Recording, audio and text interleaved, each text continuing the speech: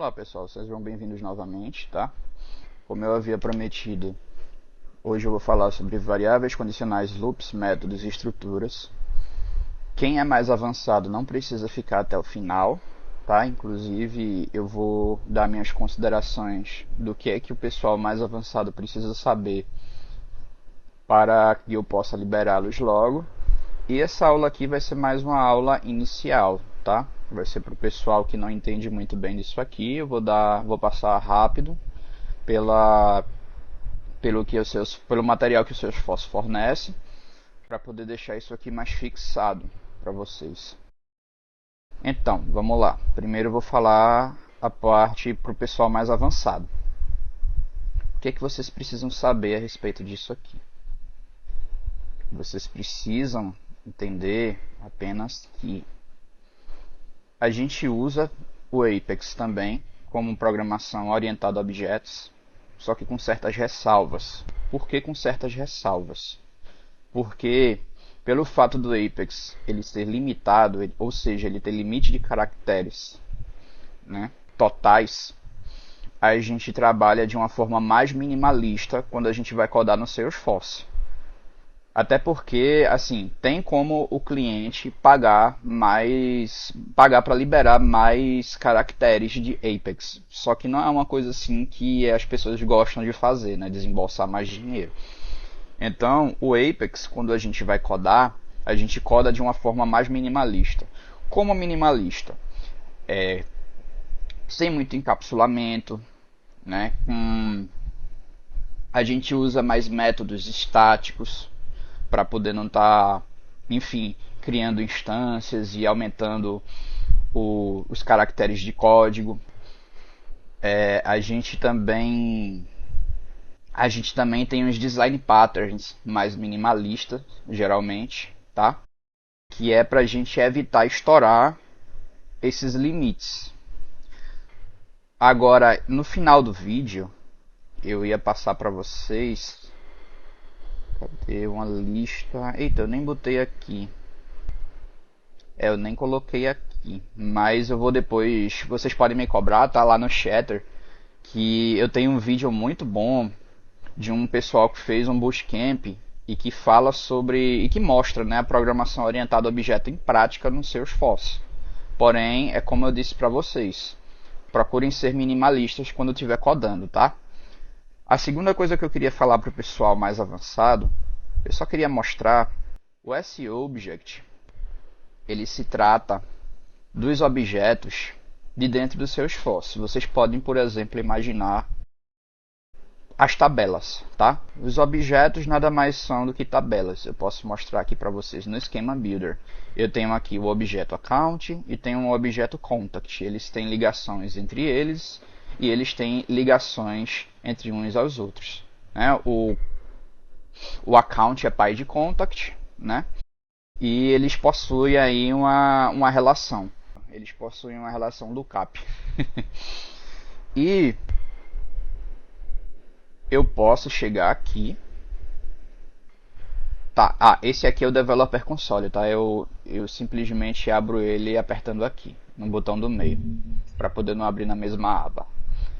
E aqui no Developer Console, que é onde a gente coda, onde a gente pode codar, né? Na verdade a gente usa o Visual Code, mas essa aqui é uma ferramenta onde a gente pode codar online, bem interessante, que a Salesforce criou, tá? Inclusive a gente pode ver os logs, pode fazer chamadas aqui, ó, do SOQL, do SOSL, tá? Aqui no debug, se a gente coloca Open Execute Anonymous Window, a gente vai abrir uma janelinha de script. É também aonde eu vou fazer a minha aula para o pessoal iniciante. E vocês vão ver que quando vocês estiverem codando, essa conexão aqui entre o banco de dados, né, entre os objetos, né, tabelas, né, porque assim, comparando uma coisa a outra, né, comparando o que você já viu, pode-se dizer que os objetos são tabelas, tá? Então, assim, eu tanto posso fazer chamadas aqui diretamente, sem a necessidade da gente criar classes de repositório, entendeu? A gente pode fazer chamadas diretas, por exemplo aqui, account acc é igual a select id from account limit 1, por exemplo. Eu coloco aqui system.debug acc. Eu posso fazer isso, tá? Eu posso declarar o objeto direto e posso também fazer um SOQL para fazer uma atribuição. Aqui no caso eu tenho que usar limit 1, tá? O correto mesmo seria a gente colocar, mesmo que a gente só retornasse um objeto, o correto seria a gente colocar numa lista, tá? Mas isso aqui eu só estou fazendo aqui para exemplificar. Aqui, como vocês podem ver, eu tenho um objeto aqui. Ele me retornou só o ID porque eu só coloquei o ID. Mas se eu colocar esse ID aqui, ele vai me retornar o objeto o objeto aleatório, né, que veio, tá vendo? Que veio quando eu fiz a consulta, tá? Pronto. Para vocês que são mais avançados, isso é tudo. Vocês podem parar esse vídeo por aqui. Agora esse vídeo aqui vai ser dedicado apenas para o pessoal iniciante, tá bom? Vamos lá. Eu fiz esse material aqui no Bootcamp passado e eu meio que atualizei ele, tá? Então tem coisas aqui que vocês já aprenderam, inclusive com outros instrutores. Como, por exemplo, aqui tem um exemplo de flow, tá? Basicamente eu vou passar bem rápido por aqui, eu não vou nem maximizar o slide. O que vocês precisam entender sobre o desenvolvimento declarativo versus o programático é que no declarativo a gente utiliza uma ferramenta chamada Flow, que é uma ferramenta que ele é bem point and click, tá? Agora, uma coisa que o Salesforce ele sempre recomendou foi o seguinte: a gente utilizar o Flow apenas quando a solução ela é de baixa complexidade. Quando a solução é de alta complexidade, a gente sempre tem que recorrer ao Apex. Essa é uma das recomendações do Salesforce, tá? Não é o João que está dizendo, mas eu em si entendo o porquê disso, tá, gente? É porque, assim, quando vocês fazem uma coisa muito complexa utilizando uma ferramenta de point and click, e por trás daquela ferramenta é código, porém é um código mal otimizado, porque quanto mais vocês arrastam aqueles quadrados para lá para dentro, a quantidade de código que vai para lá para dentro é maior do que a quantidade de código que a solução teria se você programasse. Então, acredito eu, tá, que seja por isso que a Salesforce recomenda vocês partirem para o Apex quando a solução for mais complexa, né? E também porque, obviamente, essas ferramentas de point and click elas são mais limitadas. Você tem que fazer um arrodeio gigante para poder atingir o que vocês queriam atingir, caso a lógica seja bastante complexa, né? O flow ele iria aumentar significativamente e isso daí não seria o correto fazer. O correto realmente seria fazer por Apex. Então, vamos lá. Esse é o versus, né, do desenvolvimento declarativo para o desenvolvimento programático. Aqui ele fala um pouquinho do Apex, que é uma linguagem de programação oriunda do Java, né, que é utilizada para soluções programáticas complexas. Através dela é possível aplicarmos todo o conceito de programação orientada a objetos, né, porém com aquelas ressalvas que eu falei no início do vídeo. Aqui eu coloquei também um link da Alura sobre o que é programação orientada a objetos. Caso vocês não saibam, é interessante vocês aprenderem pelo menos o conceito, tá? Aqui, pronto, aqui era onde eu queria chegar, os tipos de variáveis. As variáveis a gente utiliza para armazenar valor, tá? E essas variáveis aqui, por exemplo, integer, double e long, elas são variáveis do tipo numérico, ou seja, a gente usa para armazenar números. Integer a gente usa para armazenar números inteiros. Double a gente usa para armazenar números com casas decimais. E o long a gente utiliza para armazenar números maiores. Temos também date e datetime como variáveis primitivas, tá? Sendo date retornando apenas data e datetime retornando a data e a hora, também segundos, etc. String blob, né? String é uma variável do tipo texto, porém ela tem limitações.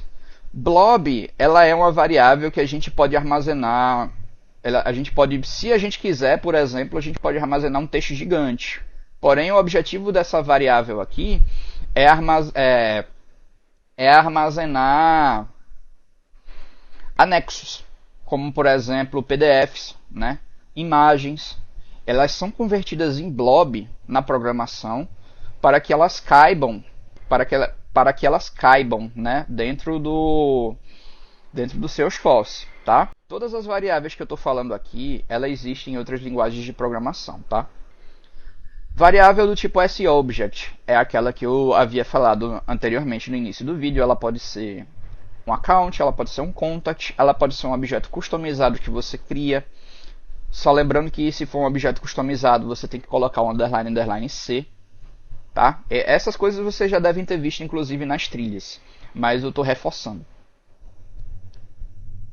Já a parte de coleção, essa parte aqui é muito importante que vocês entendam, tá, gente? A coleção, se tem alguém aqui avançado ainda assistindo esse vídeo, a coleção é o que a gente tem mais próximo de array vetor no Apex. A coleção, ela é nada mais nada menos do que uma lista onde a gente armazena essas variáveis, tá? Primitivas e o SObject. Aqui, esse link aqui, vocês podem aprender mais sobre os data types. Eu sempre coloco o linkzinho aí complementar. Eu vou depois passar esse material para vocês. Então, pessoal, esse material aqui vocês podem estar colocando aqui e traduzindo, tá? Aqui ele só tem no inglês, porém vocês também podem achar esse material em português, que existem esses sites de documentação do Salesforce também em português, tá? Então não vai ser um problema para vocês procurarem. Ou vocês podem também usar um Google Translate. Pode ver aqui que aqui tem um resumo de tudo que eu falei. Tá, vamos lá. Voltando aqui, eu vou passar um pouco sobre condicionais, né? Condicionais if else, switch, passar sobre loop, que é importante também vocês saberem. Vou passar aqui sobre métodos. Aqui eu dou uma breve explicação também. Eu vou estar utilizando, tá, gente, os exemplos do próprio Salesforce, que é pra gente ganhar tempo nesse vídeo aqui. Então, se eu colocar aqui, ó, Apex if else. Pronto, if else statements. Eu vou abrir aqui e ele vai dar exemplos. Aqui, tá vendo? Eu vou pegar esse exemplo aqui. Vamos lá. Vou pegar esse exemplo aqui e vou jogar no meu Developer Console, no Anonymous Apex. Aqui eu tenho um exemplo. Eu só vou declarar essas variáveis, né? O place ele vai ser um integer. E o medal color ela vai ser um string. Pronto. Traduzindo isso aqui para o português. Place significa lugar. Aqui basicamente ele tá dizendo o seguinte, ó, para o primeiro lugar a medalha vai ser de ouro. Para o segundo lugar a medalha vai ser de prata. E para o terceiro lugar a medalha vai ser de bronze. Então, essas variáveis aqui elas são nulas, né? Porque eu não declarei valores dentro. Então, ele vai cair sempre no else quando eu executar esse código aqui, tá? Se eu vier aqui, opa, o exemplo não colocou system debug. Então vou colocar um aqui, system.debug medal color.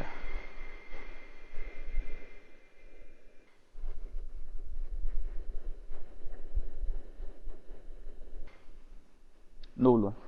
Como vocês podem ver, foi atribuído o null para ele. Agora eu vou fazer o seguinte, eu vou atribuir um valor aqui.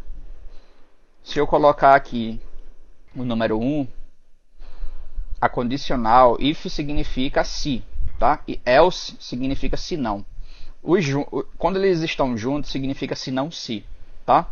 Então, se eu colocasse 2 aqui, ele ia passar por aqui e ia ver. Place é igual a 2, não é. Então, vamos ignorar isso aqui. Então, se place é igual a 2, é. Então ele vai cair no silver, tá? E não vai, e como tem esse else if e else, quando ele cair aqui, ele já vai sair, ele já não vai mais passar por aqui nem por aqui. Tá? Ele só vai ler até aqui. Essa é a diferença. Se aqui tivesse tudo um conglomerado de ifs assim, ele ia sempre tentar ler. E claro que isso ia bugar, né? Porque ele ia estar dizendo que esse else aqui está atrelado apenas a esse. Tá, vamos ver aqui. Eu vou colocar 1. E vocês vão ver que aqui o debug apareceu Gold, tá? Eu estou utilizando esse comando aqui, que é para ele salvar no log. Quando a gente executa, vou mostrar aqui para vocês, quando a gente executa, aparece um log para cá, tudo que a gente precisa fazer é dar um duplo clique aqui, ó, tá vendo?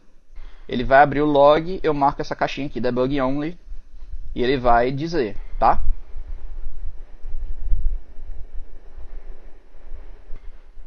Isso aqui foi uma breve explicação a respeito do if else, tá? De como ele funciona. Aqui no meu material eu tenho uma forma mais complexa de mostrar para vocês por quê. Porque o if else a gente pode utilizar de uma forma que a gente não pode o switch. A gente pode colocar as comparações mais complexas. Maior que, menor que, maior igual, menor ou igual, tá? A gente pode colocar coisas mais complexas, comparações mais complexas. Aqui eu dou um exemplo aqui de média, né? Eu atribuo um valor 9 a uma variável do tipo double chamado média, e aqui eu faço, se a média for maior ou igual a 7, então ele printa no sistema, parabéns, você passou. E dentro desse se aqui tem outro se, tá vendo? Que se a média for maior ou igual a 9, ele printa aqui uau. Tá? Então ele vai printar os dois. Ele vai se for igual a 9, ele vai printar os dois. Ele vai printar tanto esse quanto esse. E se a média for maior ou igual a 5 e a média, tá, for menor do que 6.9, ele vai printar recuperação. Tá? A gente também utiliza e ou. Tá? A gente pode falar isso aqui, ou isso aqui, ou isso aqui. A gente faz isso aí na condicional. O switch, gente, a gente usa para quando a gente tem uma lógica onde esses valores aqui, eles são mais exatos. A gente já só tem como cair inverno, só tem como cair primavera, só tem como cair verão. Não é tipo entre verão e primavera, entende? Então é uma lógica assim mais exata. A gente utiliza o switch para a programação ficar mais enxuta também e a gente não fazer um conglomerado de if-elses, né? A chamada programação espaguete, que é uma péssima prática, tá? Então vocês poderiam sim usar sempre if-else, mas não seria uma boa prática utilizar sempre, tá? Seria uma boa prática vocês analisarem o melhor caso para que vocês utilizem o switch para poder ficar mais enxuta a programação. Aqui eu dou um exemplozinho aqui, string estação, quando ela é igual ao inverno, ela cai aqui. Botas. Né? Se ela for igual a primavera ou se for igual a verão, essa vírgula aqui, pronto, isso aí é o máximo que a gente tem de complexidade, né? A gente pode atribuir um valor ou mais no em, tá? A gente podia colocar todas as estações do ano aqui no em, né? Se quisesse, né? Lógico que a lógica perderia sentido, né? Mas a vírgula aqui faz com que a gente possa atribuir mais valores, tá? Aí aqui, primavera, verão, sandálias. E quando não é nem inverno, nem primavera, nem verão, né? Ou seja, quando é outono, por exemplo, pode ser, né, outono, sapatos, tá? Pronto. Agora vamos para a parte de loops. Essa parte ela é importantíssima. Aqui eu dou um exemplo de loop. Nesse meu exemplo aqui de loop, o que ele está fazendo? Eu estou criando uma lista vazia, instanciando essa lista vazia de contas, né? E eu estou criando contas novas e estou jogando para dentro da lista. E tô jogando para dentro dessa lista, tá? Esse for aqui, ele está definindo. Eu defino que ele vai percorrer de fato 10 vezes porque o i está igual a 0. Então ele vai fazer 0, 1, 2, 3, 4, 5, 6, 7, 8, 9. Vamos ver isso aqui na prática como é que fica, tá? Não se apavorem se vocês não estão entendendo, tá? Então eu vou escrever esse mesmo algoritmo aqui, tá? Vou escrever ele aqui. List count. LT counts é igual a new list count.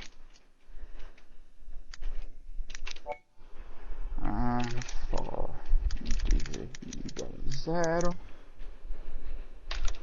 e menor que 10 e mais. Pronto. O que esse for está dizendo aqui? Ele está dizendo aqui que para toda variável integer, para toda variável que eu crio aqui, ele vai fazer uma interação. Aqui, a interação é definida por esse i++.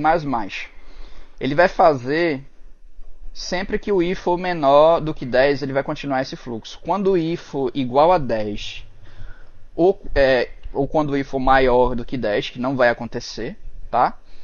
Ele vai interromper o fluxo. Por que não vai acontecer? Porque quando o i for 10, ele já vai sair do fluxo, né? Porque aqui tem i menor do que 10. Então, vamos lá. Se eu deixar assim, o que, que vai acontecer? Vamos ver? Variável i.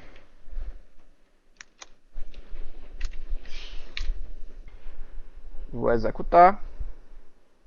E vou mostrar que ele percorreu aqui 10 vezes. Vendo? Do 0 ao 9. Variável i igual a 0, 1, 2, 3, 4, 5, 6, 7, 8, 9. Então, gente, o que é que eu estou fazendo aqui?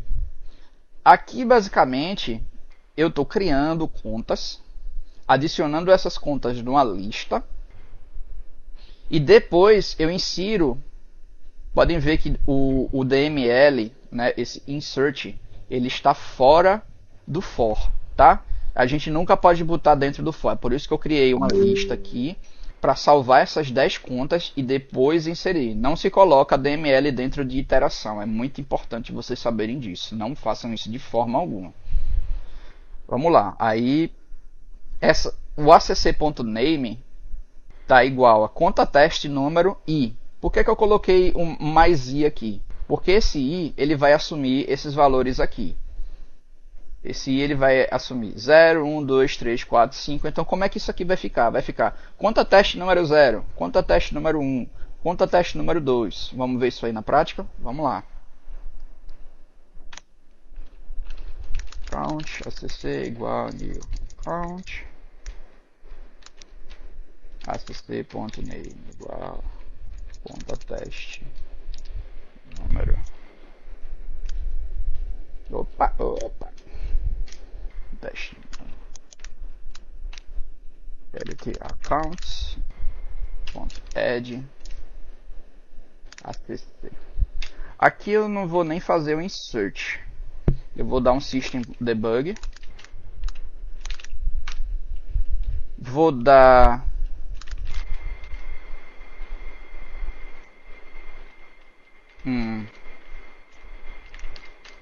serialize pretty dentro do system debug para vocês verem como ficou essa estrutura, essa minha lista.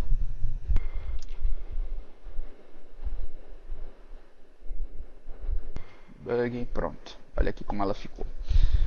Contas, né? Isso aqui, gente, é uma estrutura de JSON. Eu converti para uma estrutura de JSON para ficar mais bonitinho para vocês enxergarem. Eu tenho conta teste o nome, né? Conta teste número 0, conta teste número 1, conta teste número 2, 3, 4, 5, 6, 7, 8, 9. Isso aqui, gente, agora sim, eu vou jogar para dentro do Salesforce a lista inteira de contas. Pronto. Ele já processou, tá? Ele já gerou um log que a gente não vai ver o debug porque eu não botei. Porém, a gente vai chegar aqui, accounts. Se vocês estiverem utilizando em português, o correto é conta. Pronto. Cheguei aqui, ó. Recently viewed. Ele já aparece aqui direto. Conta teste número 0, 1, 2, 3, 4, 5, 6, 7, 8, 9. Tá vendo?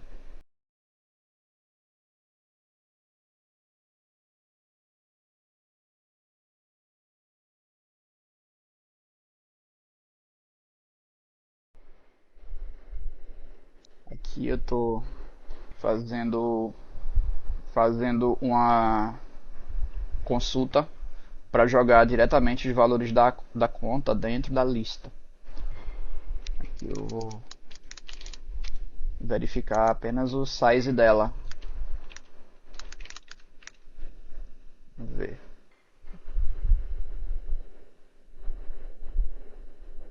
Dez. Eu peguei direitinho. Foram 10 variáveis que eu criei de 0 a 9. Aqui eu posso simplesmente colocar aqui delete accounts.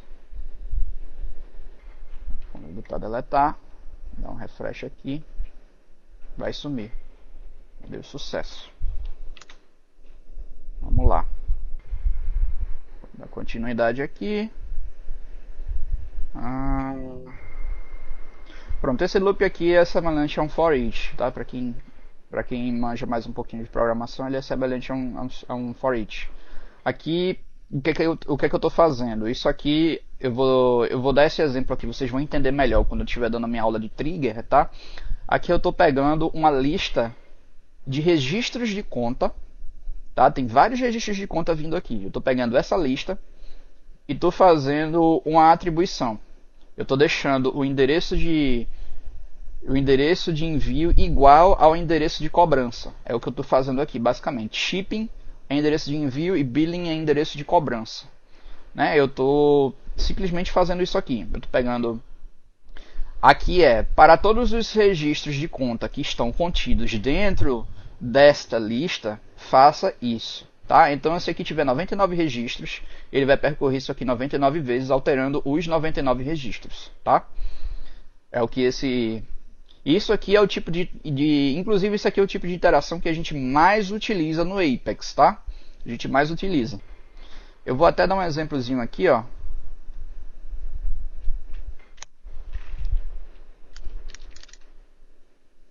Vou tirar a cláusula where. Vou colocar só limit 10. O que eu vou fazer aqui? Para todos os registros de conta contidos em LT accounts, faça isso. System.debug acc.name. Eu trago aqui na minha consulta. Então vamos ver o que vai acontecer. Ele vai, como eu coloquei limite 10, ele só vai trazer 10 contas. Se eu não tivesse colocado isso aqui, ele ia trazer todas. Então ia ficar muito grande.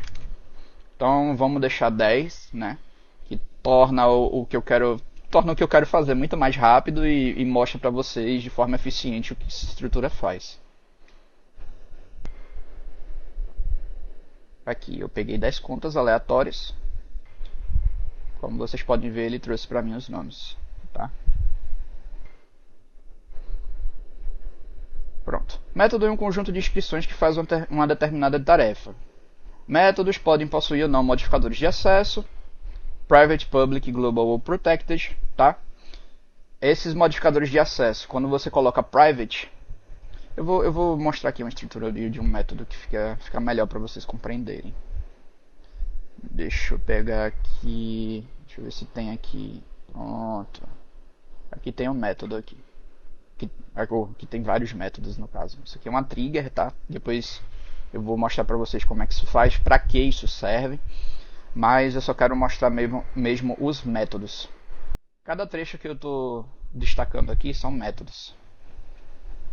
Tá? São métodos. Os métodos eles podem ser public, ou seja, public public é um modificador de acesso. Significa que eu posso chamar esse método em uma classe diferente. Quando a gente modifica para private, apenas esta classe pode chamar este método, tá? Global, ele entra mais no escopo global, onde eu posso chamar esse método a partir de outro sistema, por exemplo, flow, né? A gente tem uma estrutura diferenciada de Apex. Se a gente quiser chamar algum método Apex dentro de um flow, a gente pode fazer isso, tá? Mas muito provavelmente, para eles enxergarem pelo menos a classe, a gente tem que colocar global aqui, tá? Global ele modifica o acesso da classe ou do método, ou dos dois, e deixa ele visível para outros pacotes. E tem um Protected. No Protected, pessoal, quando eu deixo uma classe Protected, eu estou fazendo o oposto de Global. Ou seja, eu estou dizendo que as únicas classes que podem chamar essa outra classe, ou as únicas classes que podem chamar esses outros métodos, têm que ser pertencentes àquele pacote específico, tá? Aquela biblioteca específica. É isso. Sim, gente. Esse aqui é o modificador de acesso, tá? Esse cara aqui, que a gente coloca aqui, que está como case é um objeto. Esse cara aqui, ele pode ser private void, como é o caso das variáveis aqui. Como é o caso das variáveis que eu coloquei aqui de retorno. Né? Void significa sem retorno. Se você declarar um método e colocar void, você tá dizendo que ele não vai retornar nada. Mas a partir do momento que você coloca aqui o tipo que ele vai retornar, você vai ter que colocar o retorno e você vai ter que colocar a variável que ele vai retornar, tá? Então é isso. Isso aqui você coloca o retorno. No caso aqui eu estou retornando um registro de um objeto do tipo case que eu estou criando. Ele também deve possuir espaço para parâmetro, mas isso daí é apenas se você precisar enviar informação para aquele método, né? Se você precisa enviar informação para o método, ele tem que ter os parâmetros para receber aquela informação. No caso aqui, como é que eu estou chamando esse método aqui? Eu tô esperando receber duas variáveis, assunto e descrição. Então aqui eu tô escrevendo o assunto, eu coloquei título, e descrição eu coloquei descrição. Mega clichê, tá? Mas ele vai fazer isso. Ele vai colocar aqui título, uma string título, e descrição do case. Precisa ter um corpo cercado de chaves, obviamente. E aqui também eu coloquei um linkzinho para vocês saberem como é que vocês definem métodos, na forma mais resumida aí, caso vocês queiram se aprofundar. Aqui a estrutura de classe, vocês podem deixar private, public, global, aí tem...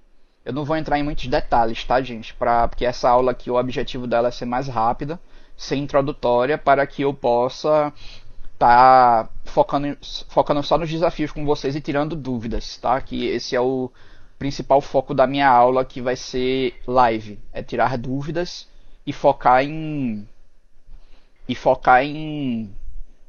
dos desafios. Mas essa parte aqui, pelo menos essa parte aqui é importante eu falar. With sharing and without sharing. A gente coloca isso aqui quando... Inclusive eu coloquei aqui without sharing. O que é que isso aqui quer dizer? Isso aqui quer dizer que, independentemente do usuário que esteja logado, tudo isso aqui vai ser executado com a permissão do sistema. Se a gente colocasse aqui with sharing no lugar de without sharing, o que é que a gente estaria dizendo? A gente estaria dizendo que todo o conteúdo dessa classe iria rodar apenas se o usuário logado tivesse permissão para fazer isso. Ou seja, vou dar um exemplo aqui. Aqui eu estou manipulando um campo chamado points committed, tá? Se o usuário que está logado ele não tivesse de jeito nenhum permissão para editar esse campo, e aqui ele tivesse with sharing, o que ia acontecer? A classe não ia funcionar. A classe não ia funcionar e ela não iria fazer isso. Ela não iria estourar um erro, né? Por quê? Porque o usuário logado não teria permissão de manipular esses campos, tá? Então basicamente é isso. Without sharing, quando a gente quer executar a permissão do sistema, e with sharing, quando a gente quer executar a classe usando as permissões de usuário. Isso aí é importante eu falar. Agora, coisas do tipo interface, coisas do tipo, né, de implementação, de extensão, eu vou pular porque senão o vídeo vai ficar muito longo. Aí é bom vocês darem uma olhadinha, tá? Inclusive em programação orientada a objetos, eu recomendo muito vocês aprenderem sobre isso, para que vocês possam se aperfeiçoar justamente nesse assunto, tá? Quando criar uma interface, quando fazer uma herança, né? Porque o conceito extends é conceito de herança, tá? Isso é importante vocês saberem. Pronto, aqui é uma introdução básica de SOQL e SOSL, tá? Aqui, inclusive, eu coloquei um link aqui que eu posso até utilizar para mostrar para vocês a diferença de SOQL para SOSL. Mas basicamente, aqui, ó. Aqui, inclusive, isso aqui é uma trailhead que vocês provavelmente devem ter feito ou irão fazer, tá? Deve estar lá na planilha lá que o Arthur mandou para vocês. Cadê? Tá aqui. Pronto, aqui mesmo, ó, gente, no Developer Console vocês podem executar query, é uma coisa legal. Tem um negócio legal aqui para mostrar para vocês, ó. Select ID name from account limit 10. Eu executo aqui, ó. Ele puxa os campos aqui, eu coloquei 2 campos no caso de account, tá vendo? E limitei para 10. Se quisesse puxar todos os outros campos, ao contrário, talvez não. Se eu quisesse puxar todos os outros campos, eu puxaria, mas ficava uma coisa bem horrorosa. É interessante também vocês utilizarem essas ferramentas aqui, tá, gente? Esse plugin aqui é muito legal, esse Salesforce Inspector. Se você vier aqui e colocar a roda aqui do meio, vocês conseguem executar queries aqui.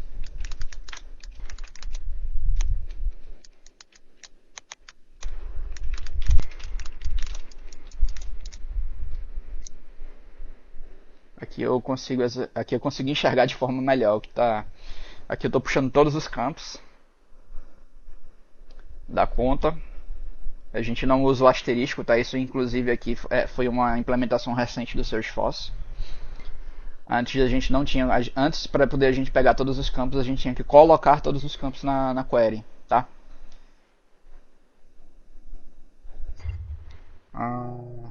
O SOSL, gente, é uma query que a gente utiliza quando a gente não tem certeza em qual... Pronto, aqui, ó.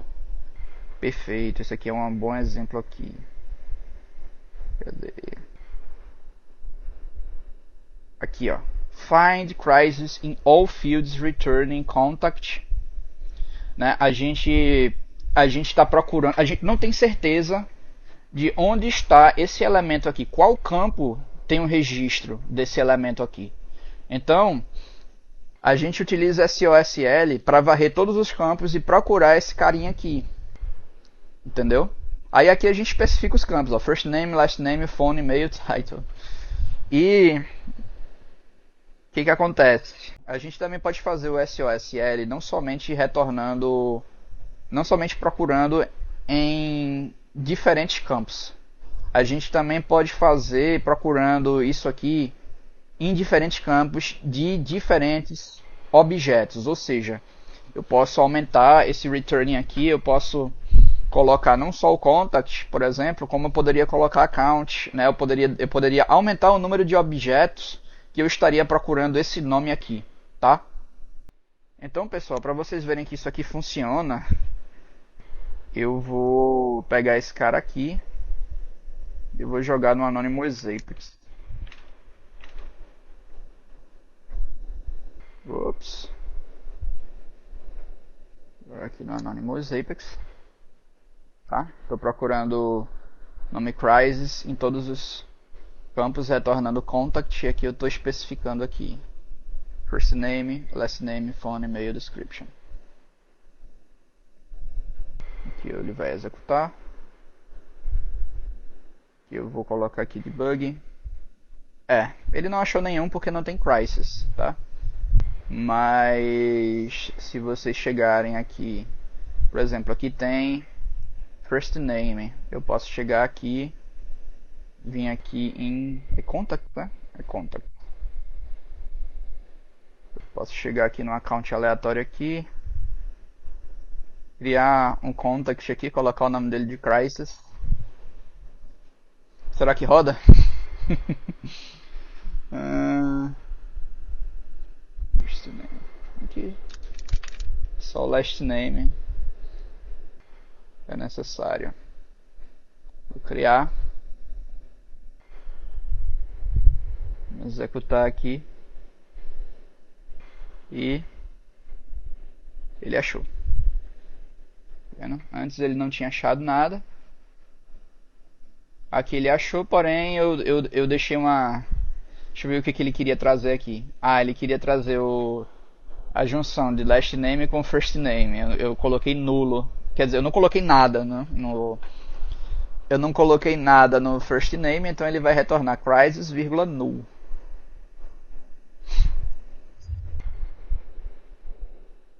Aí aqui tem a respeito de boas práticas, né? Nunca jamais em hipótese alguma fazer DML dentro de loops. É uma coisa assim que eu já, inclusive, já adiantei para vocês. Quando vocês verem... Cadê? Quando vocês verem essa estrutura aqui, tá vendo? Pode ser essa aqui também, mas eu vou dar um exemplo melhor aqui, que seria essa aqui. Vocês poderiam colocar o insert dentro do for? Poderia. Mas o que acontece? Se vocês colocassem o insert dentro do for sem criar uma lista, ele ia fazer uma DML 10 vezes. Né? Ele ia chegar e ia botar insert. Isso aí é uma coisa que a gente não deve nunca jamais fazer. Né? O correto seria a gente criar uma lista, jogar o que a gente quer criar dentro da lista e fora da interação, fora do looping, a gente dá um insert. Por quê? Porque só vai contar uma vez. Além da solução ficar performática, a transação ela vai ficar apenas uma, né? Porque o Apex ele trabalha com limite de transação. E inclusive eu coloquei aqui um link final aqui para vocês entenderem os limites de transação do Apex. Para vocês saberem por que vocês jamais, em hipótese alguma, devem colocar DML dentro de for e fazer outras coisas que são erradas dentro de for, tá? Aqui, ó. O número de SOQL que a gente pode fazer, né? Ou seja, o número de consultas que a gente pode fazer. Para uma execução síncrona, a gente tem 100, né, de limite. Quando ela é assíncrona, a gente aumenta em 100 esse limite aí, tá? Fica 200. Aí aqui, gente, se a gente for parar para ver DML o que é? Insert, update, delete, tá? A gente até agora só viu insert, mas não se preocupem. Quando chegar na minha aula de trigger, eu vou falar sobre o update, tá? Aqui, o limite de DML é de 150. Imaginem se vocês estivessem fazendo uma transação de mais de 100, e vocês precisassem inserir mais de 150 registros ou atualizar. Se vocês colocassem esse insert dentro, tá? Se vocês colocassem esse insert dentro do, cadê, meu Deus? Aqui. Dentro do for, né? Ele ia estourar erro de limite de transação. Você não pode fazer isso. Mas se você pega aqueles registros que você quer atualizar, por exemplo, né? Digamos que você queira atualizar registros, né? E você coloca eles numa lista, né? E depois você dá um update, por exemplo, ele só vai contar um DML, porque aquilo ali está dentro de uma lista, é uma transação só, entendeu? Então é isso. Boas práticas aí que eu estou mostrando para vocês. Vamos ver aqui uma coisa aqui, onde é que a gente estava? Estava aqui. Aqui, a linguagem mais usada. A gente estava aqui, né? Mas isso aqui eu já expliquei para vocês, né? A SOQL, ele se trata de uma linguagem de consulta de Salesforce Object similar a SQL. SOSL é uma linguagem de pesquisa, tá? Ambas são disponíveis diretamente do Apex. A mais usada é a SOQL, que serve para lermos informações armazenadas no banco de dados. SOSL é para pesquisar uma determinada informação em vários objetos ou vários campos ao mesmo tempo, quando a gente não tem certeza de onde está aquela informação. Aqui, boas práticas, nunca jamais em hipótese alguma fazer uma DML dentro de loops. Evitar buscar campos que você não irá precisar. Se você precisar manipular um campo posteriormente, deve incluir na consulta. Mas se não for usar para nada, isso pode impactar na performance da transação. O que é que eu estou dizendo aqui?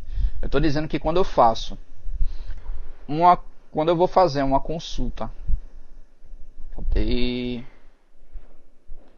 Starter, Developer Console. Quando eu estou codando lá em Apex e eu vou fazer uma consulta, select last name, vírgula, first name from contact limit 10, limit 10. Vai trazer aqui, pronto, vai trazer esses caras aqui. Se na minha lógica eu não preciso do first name, para que eu estou botando aqui? Não tem porquê, né? Se eu estou trazendo campos a mais do que eu necessito, eu estou sendo menos performático, tá? Eu estou sendo menos performático. Por mais que sua solução seja rápida, isso é desnecessário. Então, quando vocês estiverem codando e estiverem fazendo as suas chamadas, só coloquem aqui os campos que vocês precisam. Se eu só precisar do last name para minha lógica, não tem para que eu chamar first name. Então ele só vai vir os last name, tá? É isso que está escrito, basicamente é isso que está escrito aqui. E é isso, gente. Vou ficar devendo agora o vídeo de trigger, ensinando para vocês a respeito delas. E nesse vídeo da trigger, inclusive, eu vou concluir o primeiro desafio, tá? Os desafios eu estou salvando aqui. Assim que eu terminar o vídeo de trigger, eu vou soltar esses desafios para vocês, tá? Aqui eu preparei alguns desafios. Eu vou fazer um ou mais no meu vídeo de trigger. E vou também, nas minhas outras aulas gravadas, vou fazer a resolução de outros desafios. Alguns desafios, eu vou mandar posteriormente esse documento para vocês. Alguns desafios eu quero que vocês solucionem por vocês mesmos, tá? Podem se juntar em grupos, vocês podem fazer reuniões entre vocês para poder aprender direitinho, para um ver como o outro está fazendo. O espírito colaborativo é algo que eu influencio muito para vocês fazerem, tá? E, claro, caso precisem de mim, vocês podem me chamar, sem problema. Vocês podem me chamar no Chatter, podem até me chamar por e-mail. Ah, é importante que vocês também me mandem a resolução por e-mail, tá? Vocês me mandem. Mas isso não é agora, porque eu não vou enviar o material agora, eu vou enviar posteriormente, tá? E é isso. Por essa aula é só. Muito obrigado aí. Muito obrigado e até a aula de trigger.